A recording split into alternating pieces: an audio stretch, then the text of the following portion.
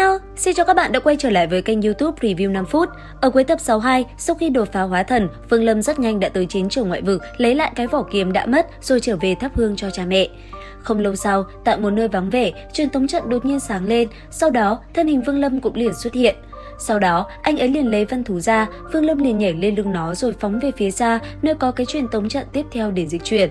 Thế nhưng, đang trên đường đi, Vương Lâm lại đột nhiên nghe được thanh âm quen thuộc ở phía dưới nói: "Ây dô tiểu huynh đệ, ta thấy ngươi thiên đình đầy đặn, tử quang bao phủ, chắc chắn không phải người phàm, nếu không có người chỉ điểm, e là kiếp này sẽ không thể nào kết đan, đáng tiếc, đáng tiếc." Dứt lời, lão liền chỉ tay về phía Vương Lâm rồi nói: "Thấy hắn không? Năm đó tiểu gia hỏa kia tu vi mới chỉ là nguyên anh kỳ, sau khi được lão nhân gia ta chỉ điểm vài câu, bây giờ đã đạt tới hóa thần. Ngươi xem, có muốn ta gọi hắn xuống chứng minh cho ngươi thấy không?" Nghe vậy, Vương Lâm nét mặt khẽ hiện lên sự vui vẻ, sau đó chấp quyền cảm tạ, ngựa trên lưng văn thú, anh ấy lại một lần nữa vọt đi hướng về phía xa. Cứ thế, Vương Lâm bây giờ đã trở lại Tu Ma Hải, trên đầu anh ấy đội chiếc nón, nét lạnh lùng lại một lần nữa hiện ra, mục tiêu chính là Toái Tinh Loạn. Thế nhưng, vừa khi phi hành được một đoạn, Vương Lâm lại bất ngờ thấy phía trước có một đám mây lao về phía mình. Sau đó từ trong đám mây đó, một lão giả cưỡi rùa cũng liền xuất hiện. Ngay lập tức, thần thức của lão ta đảo qua người Vương Lâm. Đáng tiếc, khi thần thức đập vào chiếc nón, nó liền bị phản chấn ngược lại, khiến tên tu sĩ kia giật mình. Thấy vậy, lão ta không động thủ mà rời đi rất nhanh. Nhìn lão rời đi, Vương Lâm cũng mau chóng điều khiển văn thú đi tới Toái Tinh Loạn, nơi có lối vào cổ thần chi địa. Khi Vương Lâm đi tới, ở phía sau, lão gia hỏa kia cũng đồng thời có mặt. Thấy Vương Lâm, thanh âm lão ta vang lên nói: "Đạo hữu, nếu đã tới đây, chắc chắn cũng muốn thu thập cực quang hỏa tuyến, hay là ta và ngươi cùng tiến vào trong Toái Tinh Loạn có được không?" Thế Vương Lâm đáp: "Tại hạ không có hứng thú." Nghe vậy, lão già hừ một tiếng rồi xoay người cưỡi trên lưng con rùa bay vào Toái Tinh Loạn. Nhìn thấy lão ta rời đi, Vương Lâm liền từ trên lưng văn thú đi xuống. Sau đó, anh ấy liền tìm một chỗ và tiến hành thổ nạp. Không lâu sau, lão gia hỏa cưỡi trên mình con rùa đã đi ra, đồng thời ném ra một sợi tơ về phía trước rồi nói: "Đạo hữu, hỏa tuyến này cho ngươi." Thấy thế, Vương Lâm cũng liền nhận lấy nó rồi cầm trên tay đáp: "Từ chối thì bất kính, thứ này ta xin nhận." Nhìn Vương Lâm khống chế sợi hỏa tuyến dễ như ăn kẹo, tên tu sĩ kia khẳng định Vương Lâm chính là hóa thần, nếu không tu vi thấp hơn sẽ lập tức bỏ mạng.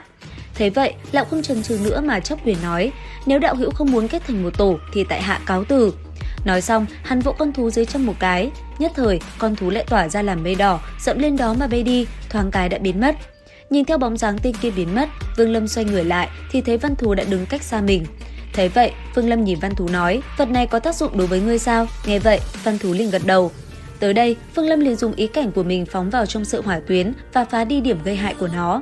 Xong xuôi, Vương Lâm vung tay lên, hỏa tuyến liền bay ra rồi phóng thẳng về phía trước, nháy mắt đã chui vào đầu văn thú. Chỉ tích tắc sau, Vương Lâm kinh ngạc, sau khi sợi hỏa tuyến đi vào, kích thước văn thú vốn đã to, nay lại càng lớn dần, tu vi tăng mạnh, vẻ ngoài cũng biến đổi. Nhìn nó, Vương Lâm như hiểu ra điều gì, ngay lập tức anh ấy liền bay vào trong Toái Tinh Loạn. Vừa vào, văn thú từ trong túi trữ vật đột nhiên bay ra, nhìn Vương Lâm với ánh mắt thèm muốn. Vương Lâm hiểu ý, thần thức khuếch tán ra xa, liền phát hiện giữa không trung có một vết nứt không gian nhỏ bé.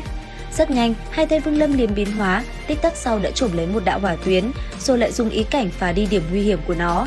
Làm xong, anh ấy liền đưa sợi hỏa tuyến kia về phía văn thú và dung nhập vào đại não của nó. Thế, văn thú vui sướng.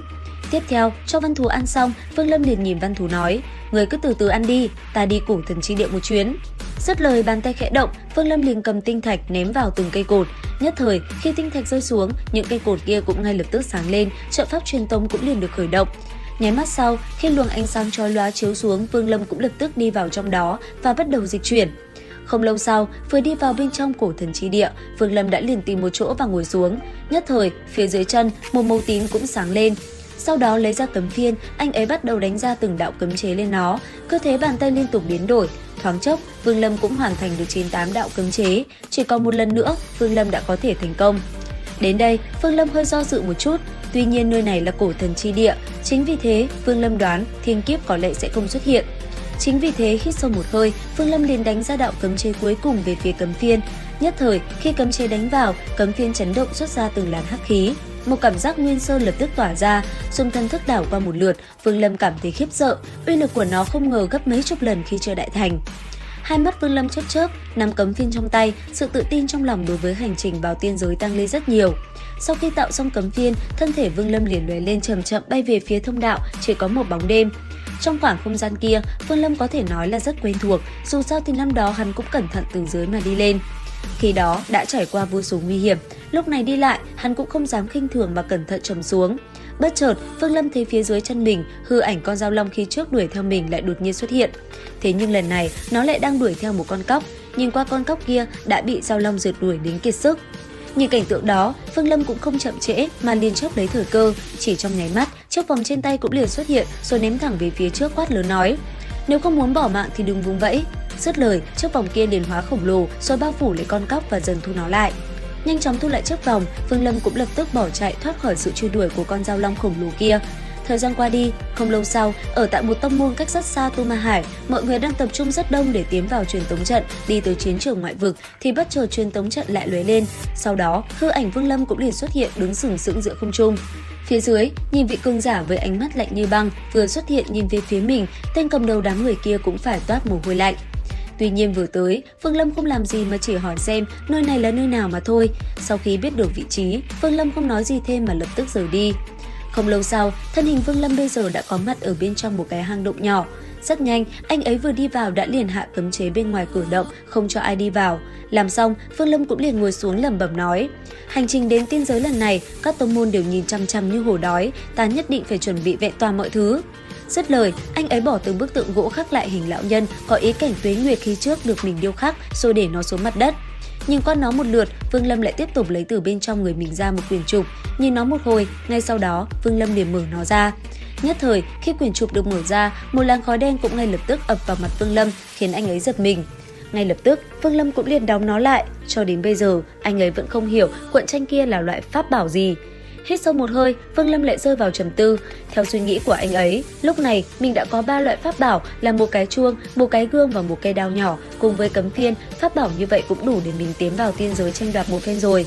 Nghĩ tới đây, Vương Lâm mới lẩm bẩm nói: "Ngày thiên đạo mở ra chuẩn bị tới, ta phải tranh thủ tu luyện một chút." Dứt lời, Vương Lâm cũng liền ngồi xuống rồi tiến hành tu luyện. Thời gian qua đi, không lâu sau trên bầu trời lại đột nhiên phát sinh biến hóa. Ở giữa khoảng không trong xanh kia, bất chợt xuất hiện những đám mây nhỏ.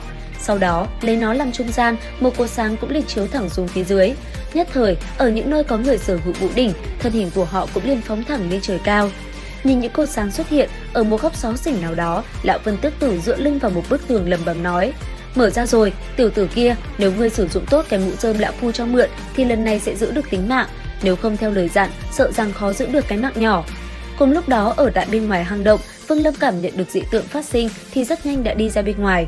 Ngay sau đó, chiếc đỉnh cũng liền xuất hiện trên tay và giơ lên rồi từ từ bay vào bên trong luồng ánh sáng 7 màu ở trước mắt. Làm xong hết mọi thứ, Vương Lâm mới cầm chiếc nón rơm kia và đuổi vào. Nháy mắt sau, thân hình anh ấy đã đi vào bên trong luồng ánh sáng 7 màu kia rồi biến mất trong hư không. Cứ như thế, theo đạo ánh sáng 7 màu kia dần đi lên, Vương Lâm cũng xuyên qua từng tầng mây và cuối cùng dừng lại ở một nơi rộng lớn. Nhìn qua nơi này, Vương Lâm thấy nó rất giống với cảnh tượng khi xưa mình gặp Thiên Vận Tử và được ông ta chỉ điểm. Đồng thời vào lúc đó, 5 người khác cũng tới. Nhìn qua họ, Vương Lâm nhanh chóng nhận ra Hồng Điệp, nữ nhân đã để lại ấn tượng sâu sắc trong lòng mình. Và liệu rằng trong tập 64 Vương Lâm sẽ làm gì nhỉ? Theo dõi kênh YouTube Review 5 phút để biết thêm chi tiết các bạn nhé! Tập 63 tinh nghịch đến đây là hết. Xin chào và hẹn gặp lại các bạn ở những video tiếp theo.